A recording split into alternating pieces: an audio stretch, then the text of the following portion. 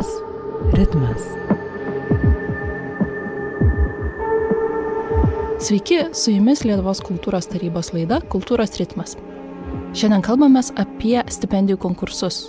Iki spalio 3 dienos kultūros ir meno kūrėjai gali teikti paraiškas individualioms, mobilumo ir pradedančiojo kūrėjo stipendijoms.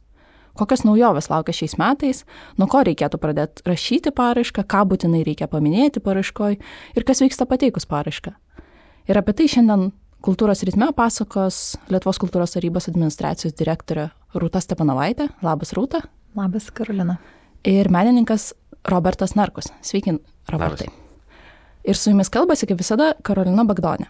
Tai noriu pradėti nuo pernai metų. Tai 22 metais buvo paskirtos 786 stipendijos, kuriems paskirstyta beveik daugiau kaip 2,1 milijono eurų ir vidutinis edukacinės, o dabar jau mobilumo stipendijos dydis siekia 1756 eurus, o edukacinės daugiau kaip 3221 eurą. Tai kas laukia stipendininkų, būsimų stipendininkų šiais metais, kokios naujovės? Taip, turime dvi pagrindinės naujienas, apie kurias verta žinoti. Visų pirma, kyla 1 mėnesio stipendija, kuri yra skiriama būtent vienam kūrybos laikotarpiai.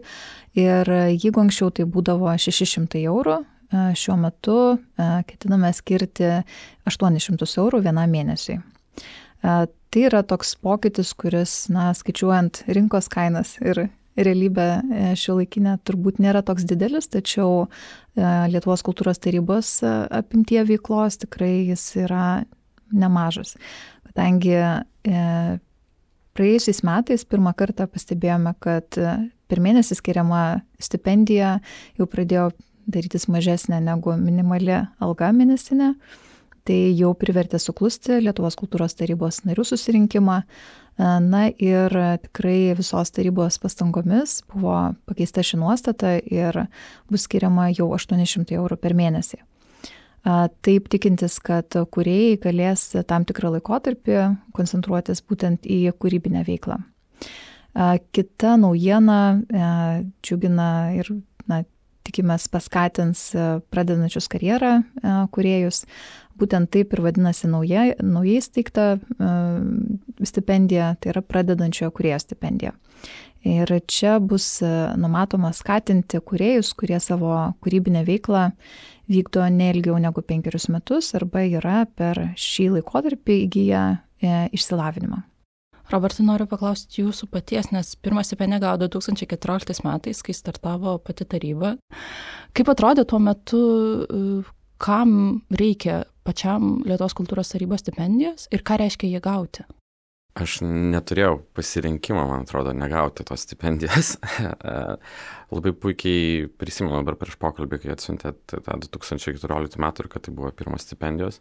Aš buvau Amsterdame su 3 metų vaiku ir šeima. Pradėjau studijuoti studijas Sandbergo institute. Buvo lapkritis turbūt. Žiūrėjau pro langą ir supratau, kad rytoj yra tas deadline'as. Tai kad gal ne tai, ką jūs norėtumėte išgirsti kaip tarybos, kad štai reikia ruoštis iš anksto, bet tiesiog kartais taip atsitinka, kad tu staiga suvedi tas datas ir kad tai yra rytoj. Ir aš parašiau tą. Tai parašiau labai aistringai ir tuo metu aš ir šiaip turėjau nemažai projektų, idėjų, ką norėjau įgyvendinti ir parašiau tą stipendiją taip, kaip lyg aš ją būčiau rašęs, nežinau, savo kaimynui, draugui.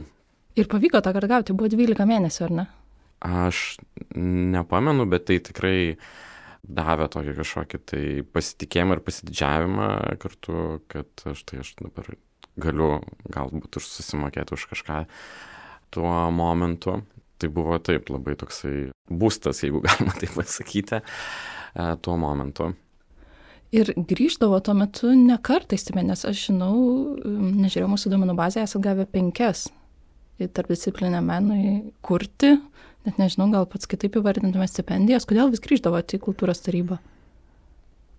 Tai turbūt, aš kiek pamenu, yra ta 2 metų pertrauka po paskutinės stipendijos, ar kažkaip tai yra ta taisyklė, rodos, tai turbūt taip, kad atrodo tie metai be stipendijos visai ir prailgsta. Ir negaliu kažkaip pasakyti, kodėl negrįžti. Viena vertus pats stipendijų rašymas, man atrodo, irgi yra galbūt tokia, turėtų tam tikrą progą visada kažkokios aplikacijos rašymas yra peržiūrėti, ką tu susidėlioti galų gale, ką tu nori čia daryti. Ir tai net nebūtinai, kad tu žinai 100% ar tu gausi ar ne, bet tai yra toksai kaip ir disciplinuojantis momentas tavo metuose ir tai netaip dažnai tos stipendijos atsitinka ir tai tu tiesiog atsisėdi, peržiūri portfolio, peržiūri tai, kaip tu supranti, ką tu darai ir tai, ką tu nori daryti toliau. Tai aš visada žiūriu tą paraiškų rašymą iš tos perspektyvos, kad tai yra būdas kažkaip išartikuliuoti, ką tu nori padaryti.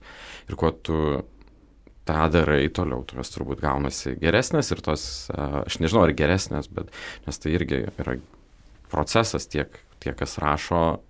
Aš negaliu kalbėti už visus, kas kaip rašo, nes aš nežinau, kas kaip rašo. Tiek ir turbūt suprantu, kad ir kultūros tarybos ir ekspertų lūkesčiai bei požiūris keičiasi. Tai turbūt man tas stipendijos rašymas irgi svarbi kažkokia tai tokia etapas. Revizija. Rūta, tu paminėjai, kad šiemet bus naujovė, tai pradedančio kūrėjo stipendijos. Aš dar laidos pradžioje minėjau, kad yra individualumo ir mobilumo. Robertas yra gavęs, man regis, tik individualią stipendiją, tai papasakok skirtumus. Žinau, kad daug kas rašo stipendiją, supranta, bet kadangi šiemet atsiranda pradedančio kūrėjo, tai jinai tikrai bus labai aktuali ir man atrodo, kad jai dar irgi reikės labai daug dėmesio, kol suprasim, kas čia yra ir kokie potencialūs stipendininkai galėtų būti. Taip, iš tiesų, pradedančio kūrėjo stipendijos klausimai dabar plaukia pas mus kiekvieną dieną ir turime labai daug išsamių konsultacijų šitą temą. Tačiau pradedant nuo pačios pirmos tavo paminėtos individualios stipendijos kūrėjai, ji iš esmės yra koncentruota į meninę kūrybą, meninį procesą, kad, kaip ir minėjau anksčiau, kad menininkas turėtų galimybę koncentruotis būtent į kūrybinį procesą, tarkim, ir galbūt kažkuriam laikui skirti dėmesį tik šiam klausimui. Žinoma, kūrybinis procesas yra viena, antra yra, kadangi tai yra vieši valstybės pinigai, labai skatiname, kad būtų ir atitinkamai viešinamos veiklos. Tai tikrai dažnai diskutuojame su kūrėjais, ar jie tą turėtų daryti ar ne. Čia turbūt irgi dar atskiros laidos klausimas būtų, bet iš esmės tai yra kūryba ir jos pristatymas visuomeniai. Tuo tarpu mobilumo stipendijos tai yra tos, kurios įgavo naują vardą ir jau kurį laiką mes taip vadiname jas. Tai yra buvusios edukacinės stipendijos, tačiau pervadinimas iš esmės tik sustiprino tikslą šios stipendijos. Mobilumas reiškia iš esmės ne tik tai fizinį mobilumą, nes tai yra aktualu ir tarkim kūrėjams ir menininkams, kurie negali judėti arba jiems yra apribotos galimybės judėti. Tačiau mobilumas visų pirma reiškia žinių gavimo būdą. Tai reiškia už Lietuvos ribų, už šalies ribų ir tos žinios, kai yra įgaunamos, tarkime, tarptautiniuose seminaruose, konferencijose, kūrybinėse rezidencijose ar panašiuose formatuose. Na, o pradedančiojo kūrėjo stipendija yra skirta paskatinti karjerą pradedančius kūrėjus, tačiau nereikėtų apsigauti, kad tai yra tik tai į jaunus kūrėjus ar ne amžiaus prasme orientuota stipendija. Tai yra stipendija skirta ir tiems menininkams ar kūrėjams, kurie savo tam tikrą kūrybinį kelią pradeda naujoje srityje.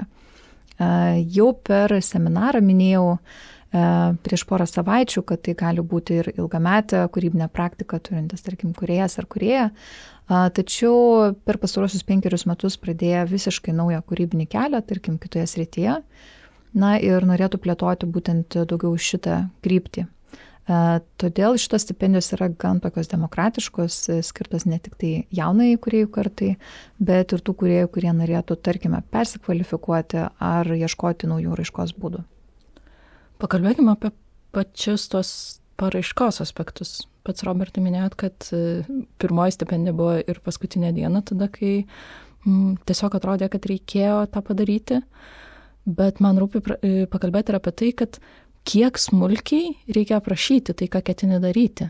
Ar visgi čia bus konceptualus meno kūrinys, kadangi tarpdisciplinos menininkų paraiškose neretai tas atsiranda, kad tai yra daugiau pati paraiška tampa tarp kažkokiu tai meno kūriniu, labiau netgi negu apibūdinimu, tiesiog aš darysiu tą ir tą ir tą. Arba, nežinau, mano ankstesnė veikla tokia ir tokia. Tai visgi kiek tai, gal klausimą suformuoluočiau taip, kad kiek visgi tai yra meno kūrinys, kiek tai yra tiesiog paprastas veiklų aprašymas, tavo idėjos išskleidimas.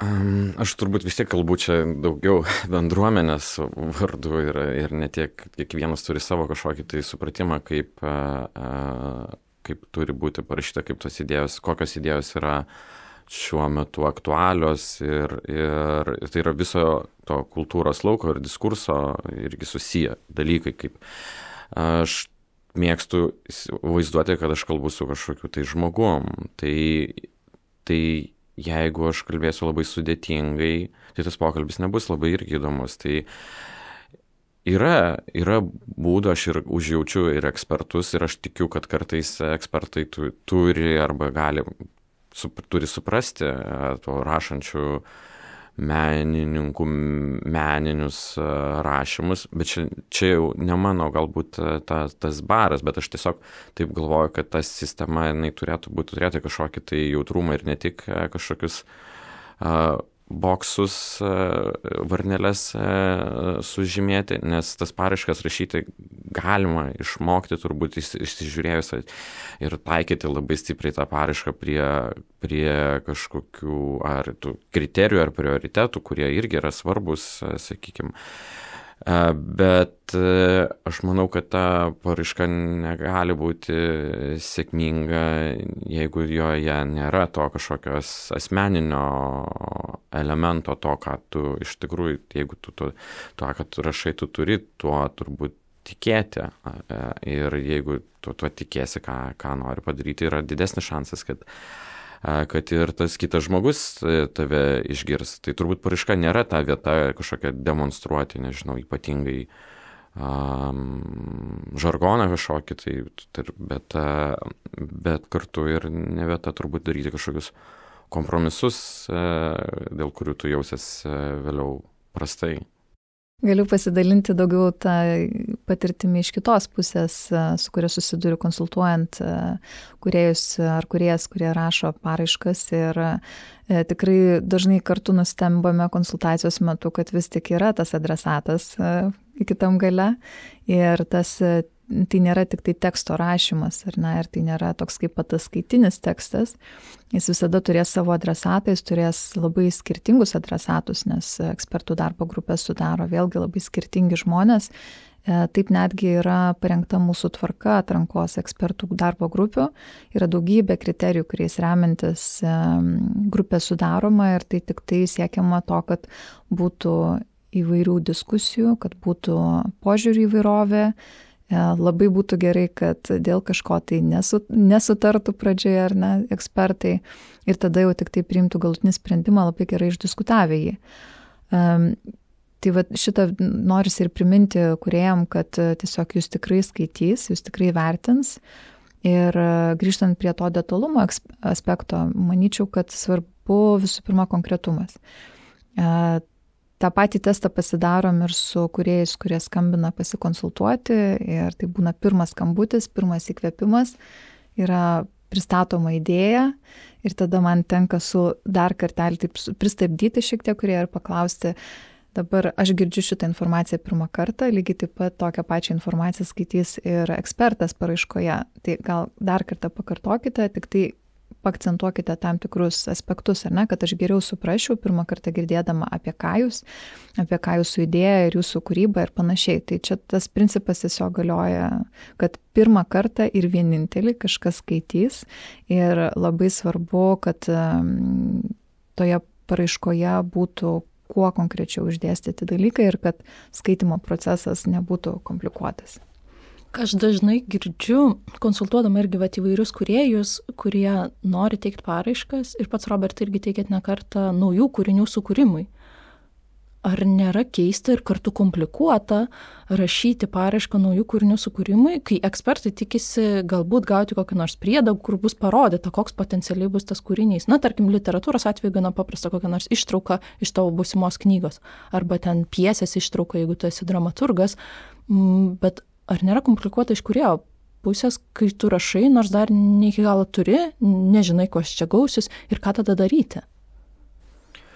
Aš, man atrodo, esu gavęs paraišką praktikos ar tos kūrybos vystymui, tai turbūt ne visada būna viena idėja, aš negaliu taip labai tiksliai atsiminti, ką aš ten tiksliai esu pažadėjęs kartais padaryti, bet tų situacijų pasitaiko be abejo įvairių ir kartais tu žinai tiksliai turi tą sumanimą, kurį tu nori įgyvendinti ir kartais turi tiesiog suvokti, suprasti tą, ką tu dabar taip paprašai jį taip, kaip jis dabar yra ir nebūtinai, kad jis jau yra toks ir bus ir tai yra projektavimo klausimai, tai yra tavo projektas, tavo sumanimas toks, koks jisai yra dabar tavo galvoje ir taip, kaip tu įsivaizduoji, tai ne visada yra rašant įmanoma tą išdėlioti, tai tą turbūt reikia turėti tiesiog omeny ir jeigu kūrinio dar nėra, tai jo dar nėra, tai kaip mano atveju tai dažnai keičiasi, tai ta situacija dažnai keičiasi, bet tiesiog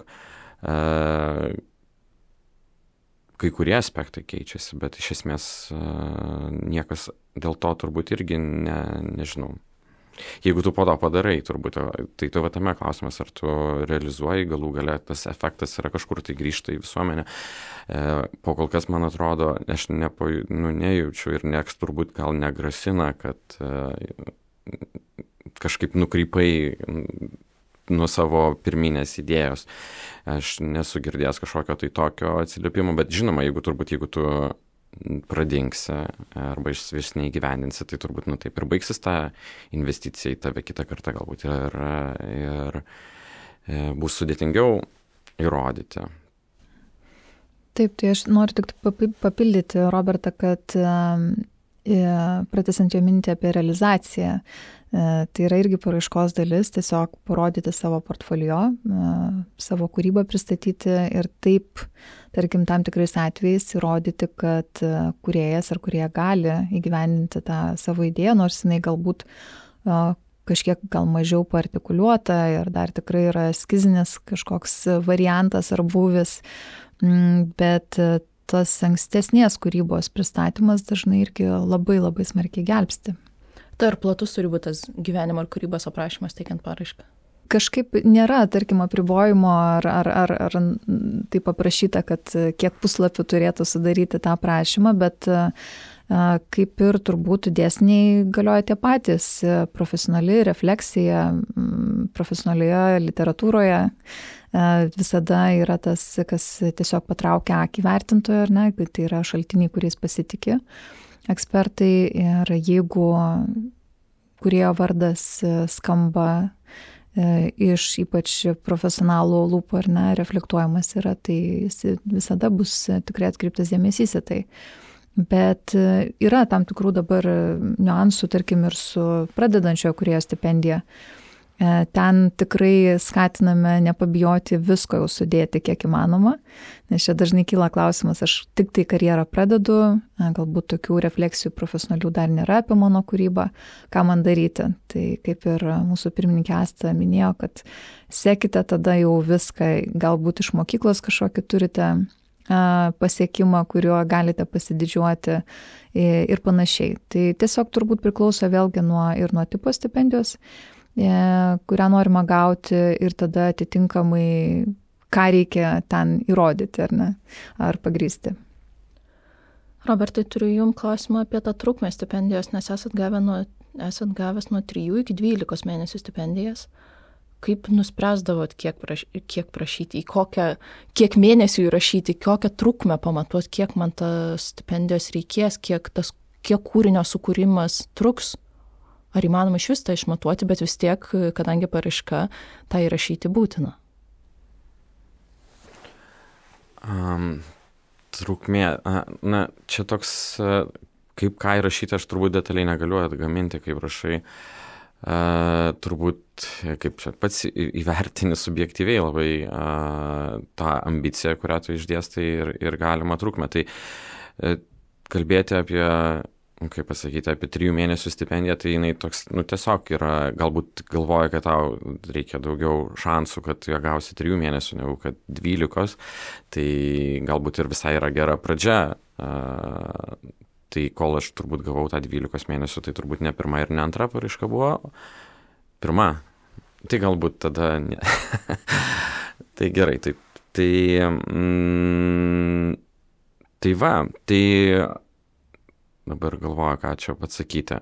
Man atrodo, kad iš esmės turbūt tos stipendijų ilgumas, manau, kad aš nežinau, ką daryti su 3 mėnesių stipendija iš esmės, ką tu gali prižadėti. Aš labai esu dėkingas už tą investiciją ir kad ir niekada nemanau, kad verta kažkaip tai skūsti, sakykime, gavus kažką tai. Ir manau, kad ir 3 mėnesiai gali tikrai padėti tam projektui kažką tai įgyvendinti, bet kuo ilgiau, tuo geriau. Tai čia nežinau tokio atsakymo, kaip pasirinkti. Galbūt aš rekomenduočiau tiesiog irgi gal visiems pergalvoti, ką reiškia 3 mėnesių stipendija ir ką yra realu per tą laiką pažadėti ir ką realu yra įgyvendinti. Jeigu turi studiją, tarkim, tai pusė stipendijos tavo gali tiesiog studijos nuomai išeiti. Ir tai jau irgi yra kažkas. Ir jeigu tu planuoji dirbti daugiau metų, tai dažniausiai tai yra labai ilgalaikiai įsipareigojimai. Tai čia klausimas turbūt yra atviras greičiau, negu kad tiek ir pačiams politikos formavimui ir kartu suprantu, kad tai yra irgi mūsų visų tų galimybių klausimas, nes nepaslaptis daugelis menininkų tikrai kaip čia sudėtingom sąlygom kartais ir sudėtingus periodus išgyvena, tai visada yra geresni etapai, yra sudėtingesni etapai ir iš jų mokaisi ir kiekviena pagalba yra labai svarbi. Taip, aš įsiterpsiu galbūt su ta mintim, kad mes turime dar vieną stipendijų rūšį, apie kurią šiandien labai mažai šnekame. Tai yra stipendijos Ukrainos kūrėjams, kurie rado prieglobstį Lietuvoje. Būtent šitos stipendijos yra 3 mėnesių trukmės. Tai yra iki šiol buvo skiriama 1800 eurų vienam kūrėjui, tačiau ten nėra ribojami, tarkim, laikotarpiai, po kiek laiko gali vėl aplikuoti kūrėjas ir panašiai, tai tiesiog galbūt gali būti dažnesnė ta stipendija, bet žinoma, skiriant tokio dydžio stipendiją, turbūt taryba tikisi tiesiog, kad tai yra pereinamo laikotarpio tokia pagalba, kuri padeda tiesiog susirasti partnerius, bendraminčius, apsižiūrėti, apskritai susipažinti su vietiniu kontekstu, pristatyti savo šalies kūrybą, vietiniam bendruomenį ir panašiai. Tai, žinoma, tų formų yra įvairių. Iš kitos pusės visada turim susigrąžinti šiek tiek į realybę, kalbant apie biudžeto galimybės. Lietuvos kultūros tarybos, tu, Karolina, minėjai praėjusių metų statistiką, kad buvo vidutiniškai individualios stipendijos atveju skirta daugiau negu 3200 eurų, tai iš esmės tai yra apie 5 vidutiniškai mėnesiai, kuriems yra skiriama stipendija ir taip, tai dažnai ne tik tai yra suponuojama to poreikio, kurį teikia ir patys kūrėjai, bet ir biudžeto galimybių. Ir iš tiesų tarybos vizija yra, tarkim, vienas prioritetas, tai yra didesnį dėmesį atkreipti ir pradedančiam kūrėjam ir jų karjeros pradžiai, tačiau kitas siekis ilgalaikė perspektyvai būtų ilginti tuos laikotarpius kiek įmanoma, kuriais menininkai gali koncentruotis tik į kūrybinį procesą. Tačiau kitų metų biudžete kol kas stipendijoms mes turime 1 600 000 eurų. O tai yra dvigubai beveik mažiau, negu mums reikėtų pagal mūsų skaičiavimus, norint pakelti patį stipendijos dydį per mėnesį ir kartu dar ir ilginti tą laikotarpį. Kol kas labai laukiame biudžeto derinimų, kaip tik šiais mėnesiais vyks viskas finansų ministerijoje ir jau kitose lygmenyse. Tačiau atitinkamai, kaip ir minėjau, padaryti tokius mikrožingsnius, šiek tiek padidinti porą šimtų eurų stipendiją per mėnesį ir dar ją prailginti, tai yra praktiškai dvigubi biudžetai, negu kuriais disponuoja taryba. Tai sakyčiau, kad čia toks yra kompromisinis turbūt visada variantas, kad stipendijos dydis labai priklauso ir ne tik nuo kūrybinės idėjos, bet ir nuo biudžeto galimybių tų metų. Tai įsivaizduokim, dabar liko savaitė iki paraiškų pateikimo, bet Robertai pradedat rašyti paraišką ir tada tai galvoju, tai gerai, potencialiai biudžetas mažesnis, bet mano kūriniui reikia daugiau laiko. Tai tada kompromisas ties kuria vieta atsirastų ir visgi tai kaip įsivertinti, kokios trukmės stipendijos prašyti.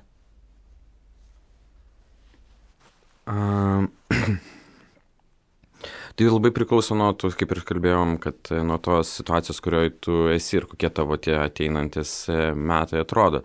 Tai man atrodo, kad aš irgi suprantu, kad ta politika ir keičiasi ir aš tikrai kvieščiau irgi pagalvoti apie tas stipendijas, kurios turėtų kažkokią tai didesnę tiek ir prestižo, tiek ir kažkokio galbūt ne tik apie jaunus menininkus, bet ir taip pat yra sudėtingas etapas menininkam, kurie kažką ir pasiekia ir rodos, kad jie turėtų patys važiuoti, bet dažniausiai mes matom, kaip tik labai daug būna suinvestuota į tuos jau arba kas buvo visai nesenai jauni menininkai, bet nebūtinai mes labai daug ir prarandam menininkų, kurie sulaukia to nebejauno ar vos tik peržengia jaunojo menininko statusą, atsiduria kažkoje labai sudėtingoje keistoje situacijoje, kai jos tiek ir viena vertus gali, kai jie turi užleisti vietą ir jaunai kartai, tai normalu, tiek jie ir mokosi, tai yra gyva tokia ekosistema,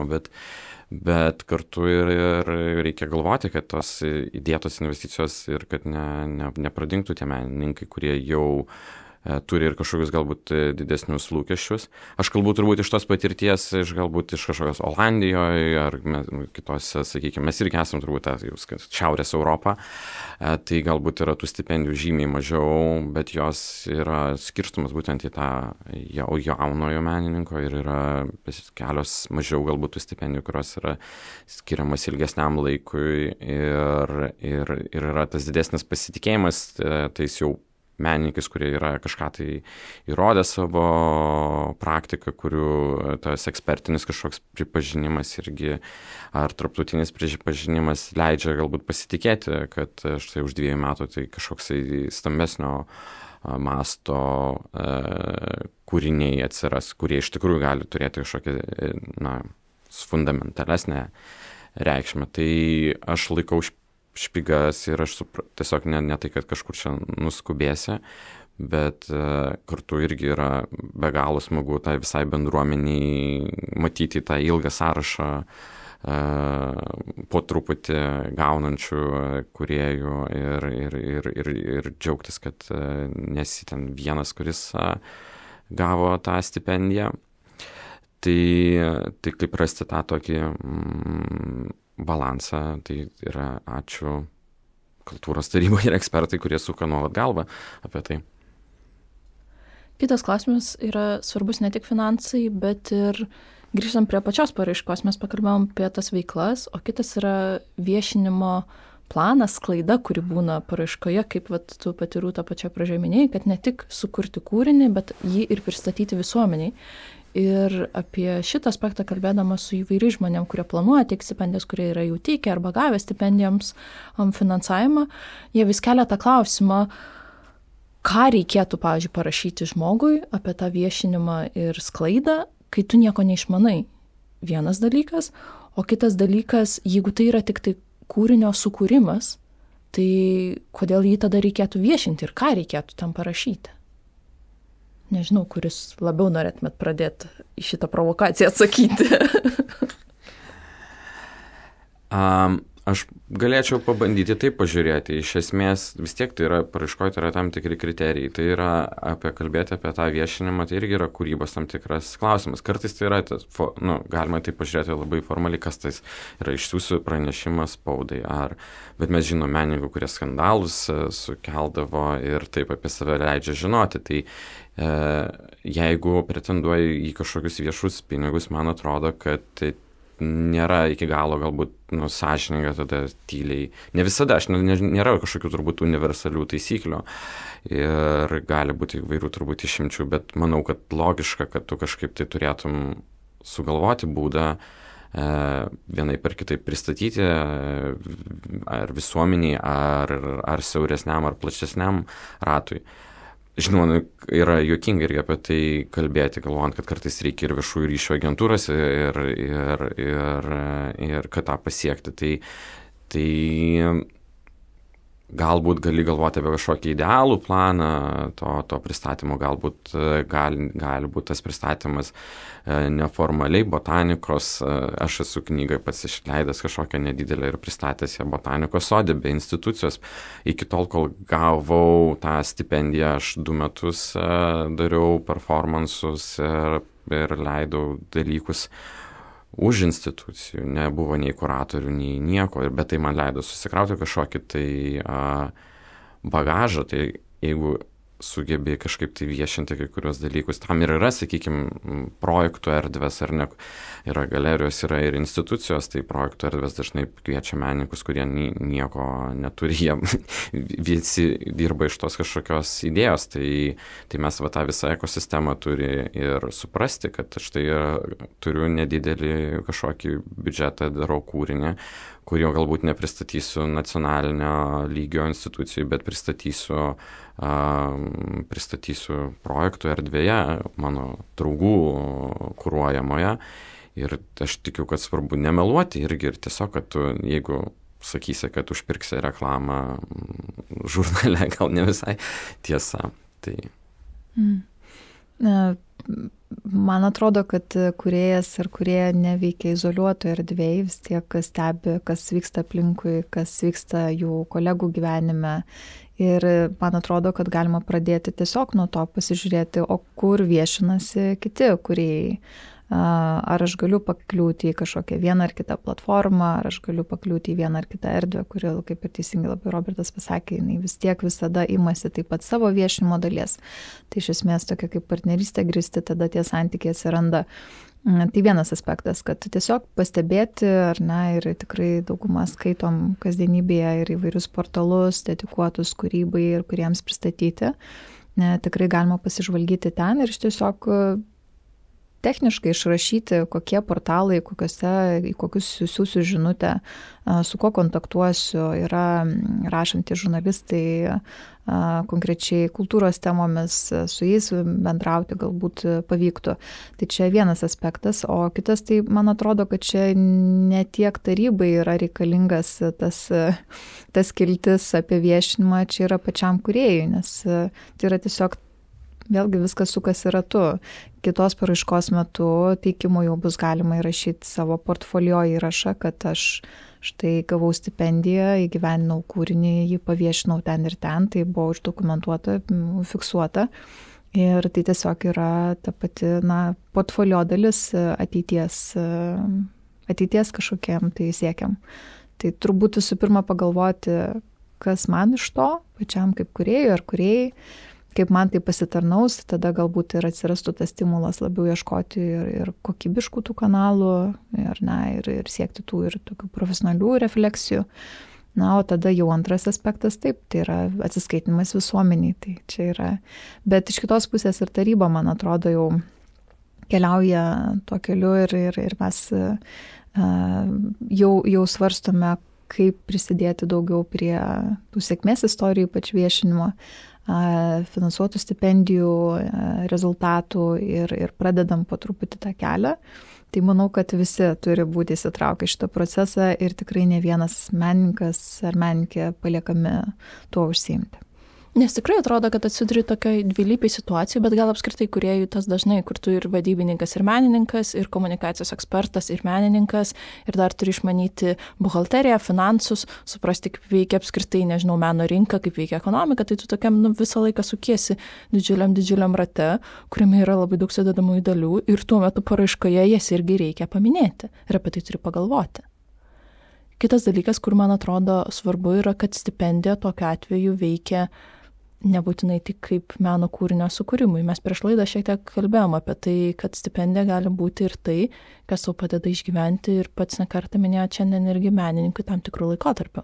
Kad tai yra, ne ėjimas į priekį su kažkokiu meno kūriniu, bet galbūt tai yra tiesiog tavo, nežinau, kasdienis, kaip čia, išlikimo aspektas. Čia turbūt niekas nepamatys, kaip tu susidėlioji tos savo finansus, bet kažkokia pažadėta dalis turi būti kažkokia išpildyta. Tai gali kartais padėti išgyventi, bet be išgyvenimo ir nebus nei kūrinio. Tai visada, man atrodo, verta šiek tiek pagalvoti apie tas galimas kažkokias partnerystės ir tą galima kažkokį tai išeigą, kur jinai ar svajonių, ar idealių atveju, ar galbūt tai yra projekcija, galbūt tai yra konkretus susitarimas, galbūt nėra, bet tai gali tą išdėstyti, ką tu nori padaryti. Aš tik galiu pritarti, kad tikrai kartais tampa išgyvenimo klausimų stipendijos ir apie tai irgi manau, kad reikia drąsiai kalbėti. Aš pati turiu dailės bakalaurą ir kadaise aplikavau ir stipendijai gauti iš Kauno miesto savivaldybės. tą stipendiją gavau 2017 metais. Ir tikrai tai buvo tas laikotarpis, kada man ta stipendija tiesiog leido išgyventi keletą mėnesių gana sudėtingų ir aš galėjau iš esmės koncentruotis ne tarkim į darbo paieškas ar kažkokių veiklų paieškas, bet tiesiog atlikti tyrimą, kurį buvau sugalvojus ir tuo metu tai buvo tyrimas apie ekspozicinių erdvių prieinamumą žmonėms su regos ar klausos negaliom ir man ši patirtis buvo kaip tokia linija, kuri toliau lydėjo mano tolesnėse veiklose, kuriuose aš jau dariau vėliau. Ir tikrai buvo, sakykime, nuo išgyvenimo iki po to, tarkim, tokio kaip ir prasmės apskritai ir kažkokios net ir veiklos linijos išgryninimo tolesnėse perspektyvose. Tai man atrodo, kad kartais netgi negali pasakyti tiesiogiai, ar tas konkretus rezultatas, kurį sukūrė stipendijos laikotarpių finansavimo, ar jis yra vertingiausias, ar po to ta grandinė, kuri toliau įvykių seka. Tai turbūt toks būtų asmeninė perspektyva šiek tiek. Ir jau einant link pabaigos, labai tie praktiniai aspektai. Mes kalbame šiandien apie stipendijas, kultūros ir meno kūrėjas gali teikti iki spalio 3, tai šiandien kalbamės pirmadienį, tai jie turi savaitę. Pateikiu paraišką ir kas tada vyksta. Rezultatai bus tik tai kitais metais. Tai kodėl taip ilgai? Taip, skamba labai ilgai, bet iš tiesų tai viskas vyksta labai greitai ir tik tai užsivėrus paraiškų teikimo momentui, jau kitą dieną kolegės iš kultūros ir meno skyriaus kimba į darbus ir iš tiesų prasideda labai intensyvus laikotarpis. Visų pirma yra tikrinama administracinė atitiktis, tai reiškia tiesiog žiūrima, ar kūrėjas ar kūrėja yra atsiskaitę su Lietuvos kultūros taryba, ar tarkim neturi lėšų iš kitų šaltinių, kurie nėra tinkami pagal kriterijus ir taip toliau ir panašiai. Tai tokia patikra prasideda ir kai gauname tų paraiškų tūkstančiais, iš tiesų gali tada pabandyti suvokti, kiek reikia laiko apdoroti tiem dokumentam, bet nepaisant to tikrai kolegės stengiasi tai labai greitai padaryti. Tada jau prasideda kiti procesai. Jau kai turime tą sąrašą paraiškų, kurios bus vertinamos, yra pradedama sudaryti darbo grupės ekspertų. Šis procesas taip pat niekada nebūna visiškai kaip sviestų pateptas, kadangi būna ir atsisakiusių ekspertų. Tada vėl reikia rotuoti iš naujo, vėl sudarinėti iš naujo tas grupės. Na, jau galiausiai pasitvirtiname sudėtis grupių ir tada ekspertai gauna paraiškas vertinti. Kaip žinia, ir net ir paskutinio seminaro metu, kurį mes turėjome, ir visi sako ir patys ekspertai sako, kad mes turime labai mažai laiko įvertinti paraiškas, bet iš tiesų tas vertimo procesas vyks iki sausio maždaug pradžios ir bus nepilnai apie 3 savaitės, per kurias reikės įvertinti paraiškas, tada sudaryti vėlgi sąrašą finansuotinų paraiškų, rašyti komentarus, atsižvelgti kiekvieno menininko ir kūrybinės ambicijas ir idėjas ir tada jau šį sąrašą perduoti vertinti tarybos nariams. Na ir tarybos nariai per super trumpą laikotarpį, per 2 beveik su pusę savaitės, šiek tiek gal porą dienų daugiau, susipažįsta su visomis paraiškomis, jų vertinimais ir tada galiausiai renkasi į posėdį, kuriame ir priimami jau galutiniai sprendimai, atsižvelgiant vėlgi turimą biudžetą metų ir panašiai. Tai va tas procesas yra tikrai labai kompleksiškas, bet iš kitos pusės, kai paskaidai tomis dalimis, matai, kad ten viskas labai greitai eina. Iš kitos pusės tai, ką viską aš papasakau, galima matyti mūsų kalendoriuje. Svetainėje www.ltkт.lt yra stipendijų skiltyje kalendorius ir jame būtent sužymėti yra visi šitie laikotarpiai. Galima stebėti eigą, mes tikrai stengiamės reguliariai atnaujinti kalendorius ir jeigu matome, kad kažkokie procesai greičiau pajuda, atitinkamai koreguojame ir kalendorių. Tai ten tikrai galima visuomet rasti informaciją, kas vyksta šiuo metu, kada į kitą etapą keliaus paraiška. Taip pat mes ir tarpinės tokias žinutes publikuojame visuomeniai, tai yra informuojame apie gautus paraiškų kiekius, jų sąrašus ir kas bus svarstytina ir taip toliau. Tai tikrai daug informacijos yra, reikia tik nepamiršti užeiti į svetainę ar į kitus mūsų kanalus. Tai kada bus stipendijų finansavimo rezultatai? Turėtų būti iki sausio pabaigos. O kada gaus stipendiją kultūros ir meno kūrėjai? Iš esmės netrukus po paskelbimo, mūsų biudžetas pradeda suktis jau metų pradžioje, sausio antroje pusėje, tai netrukus po to ir galima jau rašytis sutartis. Ir pačiai pabaigai paskutinis klausimas, atėjo sausio pabaiga ir sužinau, kad mano stipendija nefinansuota. Ką daryti? Ir ruoštis kitai. Su ta pačia paraiška ar su kita? Labai gerai pagalvoju prieš ruošdamas tą pačią stipendiją ar tą patį projektą, bandydamas pramušti, arba objektyviai pasižiūri ir galbūt kartais net ir pats supranti, kad o Dieve, ką aš čia parašiau. Toks savikritikos irgi, kiek tai yra pamoka. Ir greičiau aš dažnai stengiuosi pasižiūrėti kiekvieną nesėkmę kaip į kažkokią tai pamoką, arba galbūt net iš tam tikro kažkokio tai gali ir pyktelti, bet tai dažnai ir kažkaip tai mobilizuoja kažką tai apsižvalgyti kitur ir paieškoti kitų kažkokių tai išeičių. Tai nepasiduoti. Kūrėjo kelias yra maratonas ir tą reikia visiems nepamiršti, tiek ir patiems kūrėjams visų pirma, bet tiek ir tiem, kurie prisideda prie mūsų tos ekosistemos ir tų menininkų auginimo, kad tai yra ilgalaikis. Ir pats sudėtingiausias turbūt dalykas yra būtent nemesti per anksti. Taip, mano palinkėjimas būtų tiesiog auginti toliau paraiškų rašymo raumenį.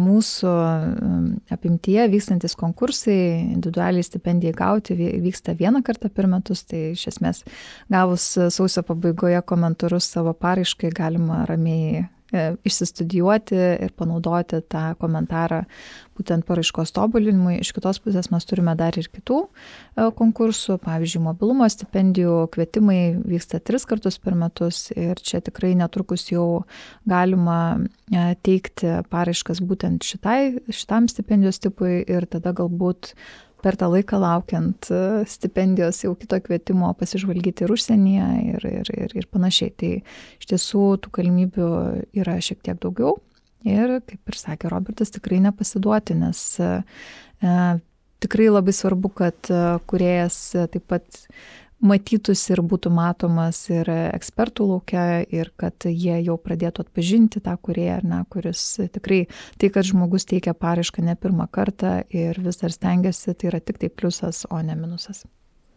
Ačiū, šiandien klausėtės Lietuvos kultūros tarybos laidos Kultūros ritmas. Kalbėjomės apie kultūros tarybos stipendijų konkursus, apie sprintą ir maratoną rašant paraiškas, apie tai, kaip reikėtų augintis stipendijų rašymo paraiškų raumenis. Ir šiandien laidoje dalyvavo Lietuvos kultūros tarybos administracijos direktorė Rūta Stepanovaitė ir menininkas Robertas Narkus, o su jumis kalbėjosi Karolina Bagdonė. Ačiū Jums ir jeigu turit klausimų, apie kuriuos norit pakalbėti, ar pakritikuoti tarybą, ar pasipasakoti apie tai, kas Jums atrodytų svarbu kultūros tarybos kontekste, rašykit mums. Ačiū ir iki.